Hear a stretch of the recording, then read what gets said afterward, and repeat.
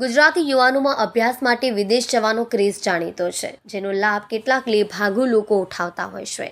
આ દરમિયાન સુરતમાં કેનેડા અને યુકેના વિઝાના નામે ઠગાઈનો કિસ્સો પ્રકાશમાં આવ્યો છે।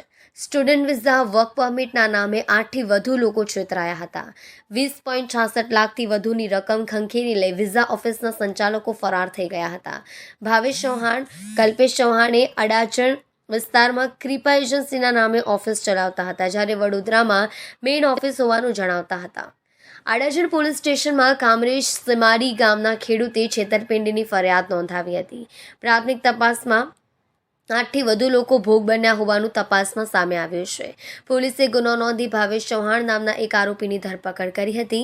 પકડાયેલા આરોપીની તપાસ દરમિયાન અનેક આ પ્રકારના કૌભાંડ સામે આવી તેવી શક્યતા છે। અડાજણના વુડ સ્ક્વેરમાં આવેલી કૃપા એજન્સીના સંચાલક ચૌહાણ બંધુઓ યુકે અને કેનેડા સહિતના દેશમાં સ્ટુડન્ટ અને વર્ક પરમિટ વિઝા અપાવવાના નામે વિદેશ જવા ઈચ્છુક લોકો પાસેથી ₹20.66 લાખથી વધુની રકમ ઉઘરાવી ઓફિસને તાળા મારી ભૂગર્ભમાં ઉતરી ગયા હતા, જેથી તેમની સામે અડાજણ પોલીસ સ્ટેશનમાં ફરિયાદ નોંધાઈ હતી।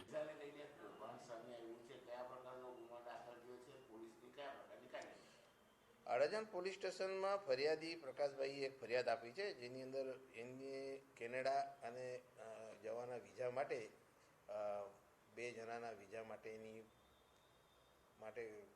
એમને એપ્લાય કર્યું હતું અને એનામાં આ કામના આરોપીઓએ એના પાસેથી 20 લાખથી ઉપરની માતબર રકમ લઈ અને કેનેડાના વિઝા કરી આપીશું એવી એમને બાંહેધરી આપી હતી।